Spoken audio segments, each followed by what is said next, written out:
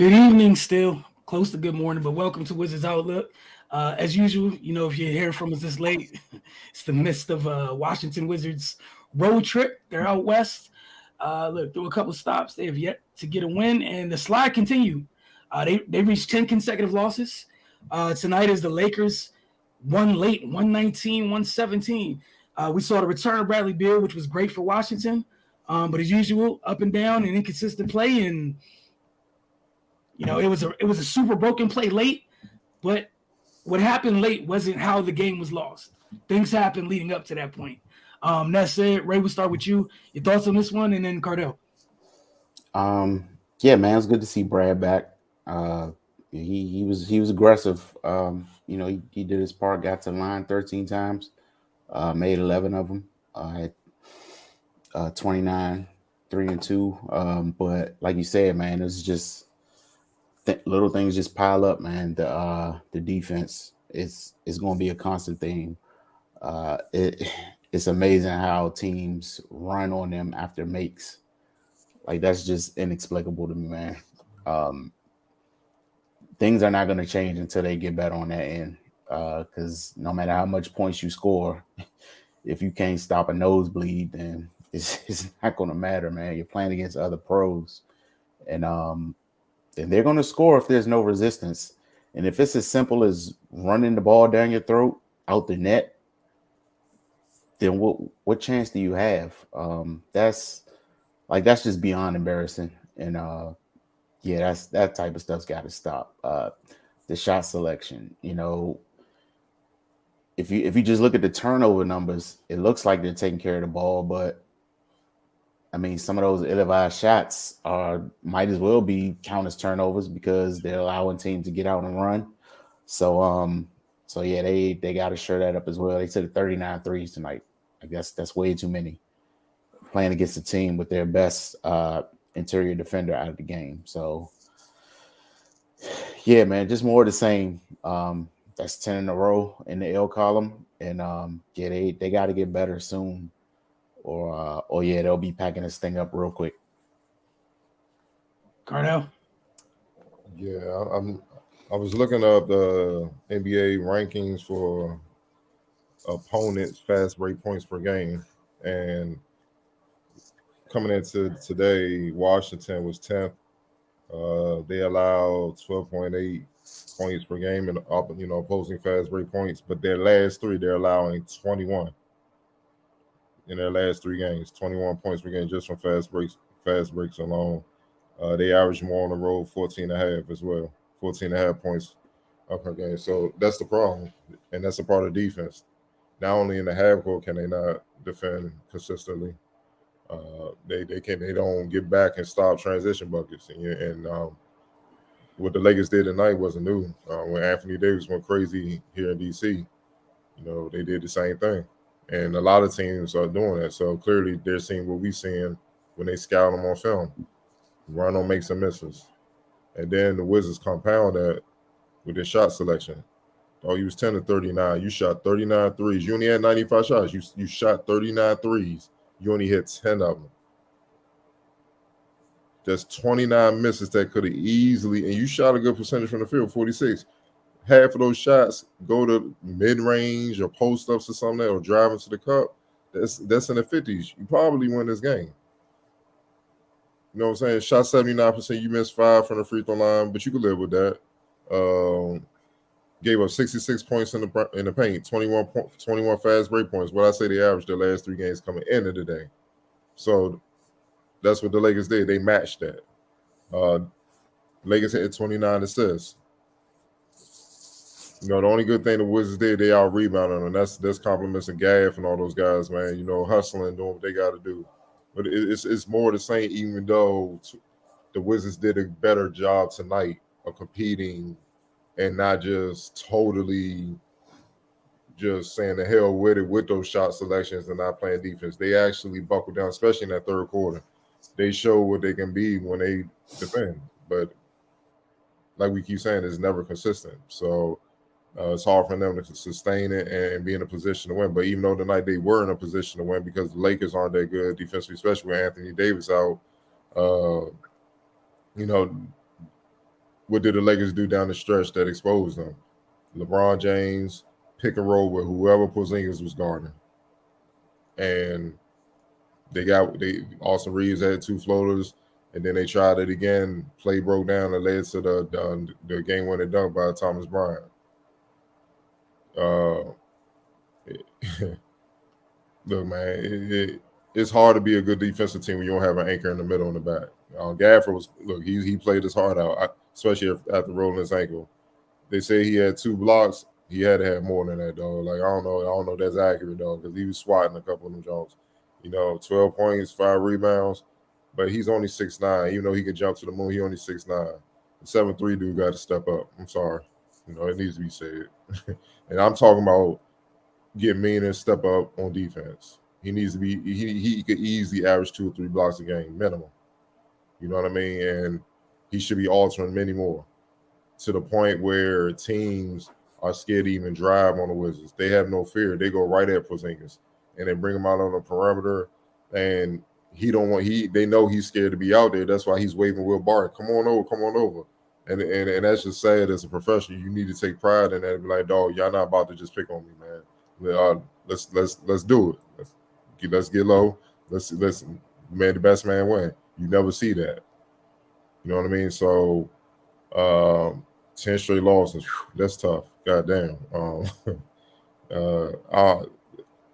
Bro, it's not really even much to say. We've been saying it all season. It's more the same. They did a better job. Like I said, it wasn't as bad tonight.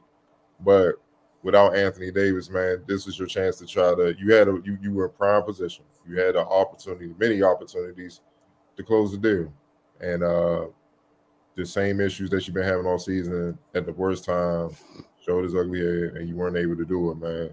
And it don't get easy. Now you're going to Phoenix, who is whole, who ain't playing around. Devin Booker he's playing at an all NBA level right now, the best 2 guard in the league right now. He's in kill mode and he's watching, and he's like, well, they don't play no defense and they don't get back in transition. This is about to be money. This might be another 50-point, 60-point game. It's gonna be fun. So at the end of the day, man, it's about pride, man, and spirit, and only the players can change the narrative on if they have it or not. So we'll see what happens moving forward. Yeah, like you guys said, I'm not gonna waste too many words adding to it. I would hope someone would feel some type of way when team after team, because you switch that much, and the switching conversation we've had many times this year. So there's no need to delve into it. But if you're gonna continue to switch, that means you're gonna end up in space. If you're gonna end up in space, I would hope that personally, your pride would allow you to feel some type of way about it. Like, they scrapped the offense in the fourth, and we're just like, pick on you, screen, like switch, work out, switch, work out. That's nasty work, and good teams are gonna do that. Like, why run the offense? If we can get our best player on someone who doesn't want to be in space, those are free shots. Like Carter was talking about, if Devin Booker gets that switch, man, he ain't waiting for no pass. If any, he's going up. All right, not wasting any time. So again, y'all know what the issues are. It's up to them to change it. We said 9 in a row was nasty work. 10 is, man. Look, all I know is that button, wherever it was on that control panel, it's sliding down. 10 in a row is, look, man, that's tough. Player of the game. LeBron, 33, 9 and 7, and hey, check this out: no turnovers, no resistance. There you go. Like, even the 3 that he airballed, he just shouldn't have took it to begin with, but no resistance. And then after the 3 he airballs, he gets to walk down the middle of the lane like it's the second quarter off a turnover and transition. Man, all right, X Factor. I'm sorry, I'm gonna do my best to get out. X Factor. For me, it's Thomas Bryant. Okay. Yeah, for sure. Like, he had those big threes he hit. Then, of course, the game-sealing dunk. You just felt his presence a whole lot down the stretch. And he was motivated to show the team that they chose the wrong guy. And 16 and 10, and he actually, the motor that he plays with, the Wizards need desperately. again, one of those things where you don't find out what it is until it's gone. Like, we knew he brought energy, a ton of it, and, heart and whatnot. He's no longer bringing it here. No communication on D whatsoever. Brown had a wide open dunk. About the end of the game or earlier. This could be evergreen. So, honestly. Yeah, but that wide open dunk, they was scrambling like a couple players over at the ball. That was a breakdown. That was LeBron just happened to get it. You can't blame that on that. But yeah, for the most of the game, pretty much every game this season, yes. You can tell they don't communicate. I know KP 7'3", but he shows no effort on perimeter D. Look, man. He don't show no effort inside on D. Look, man, they let's call it what it is. They're saying he's soft. They go at him, they pick on him. Then you're not supposed to pick on 7'3" dudes, How many other 7-footers in the league that's starting do you see teams picking on? I mean, Towns, yeah, but outside of that, like most of the bigs don't play that, man. Like they be trying to pick on Lopez, and he recovers and blocks the shit. Yeah. Brook doesn't play that at all. Zubac, who else? I mean, we can go across the league. I can give you bigs, man. Like they don't play that, Them damn bigs up in Cleveland, you damn sure ain't picking at them. You like, nah, go away. I'd rather go at Donovan. Hey, look, you call for the switch me. No, switch back. I was playing. Right. Said Denny has secured the ball on the last play. Look, that was a tough play. It was a scramble, like Cardell said. I was a scramble. Like, what was it, 50-50 ball? And it happened. I'm not mad at Denny for that. I applaud it was a hard double team. That's what caused the ball to come out. It is what it is. But again, I'm looking at the 3 quarters before that. Like, we can start with the first half. Play no defense whatsoever. Then you get in the third quarter and play good defense, get back in the game. Why the hell did the whole first half go by with nothing? That's my biggest issue. And again, I applaud Denny. It was a good, hard double team. Bigger, stronger person got his hands on the ball and made a play. Ron reacted quicker. That was that. Calling for a double after double, knowing the Wizards can't rotate. No. Be specific.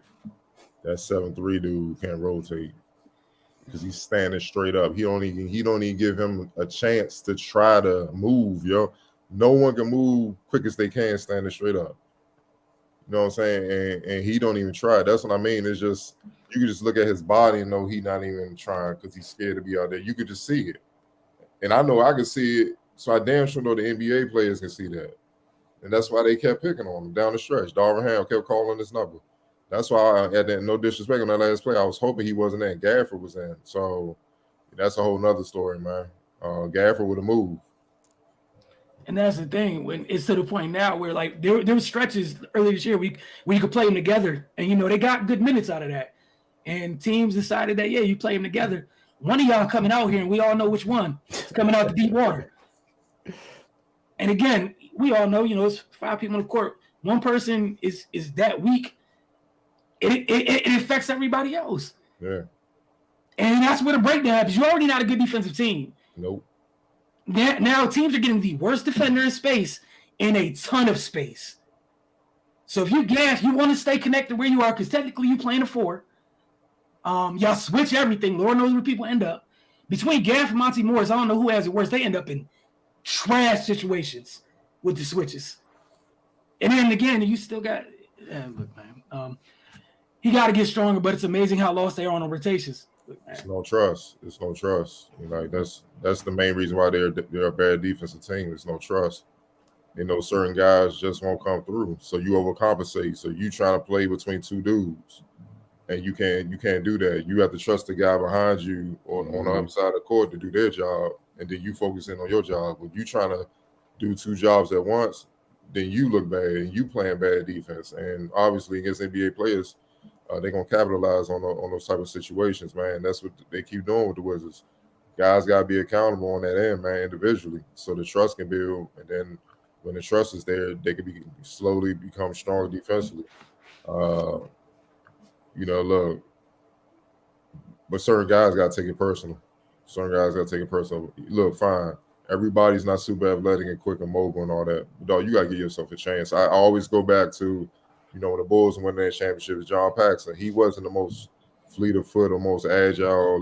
But man, he got after it. He held his end up enough where the Pippins and Jordans can back him up and stuff. He wasn't fooled.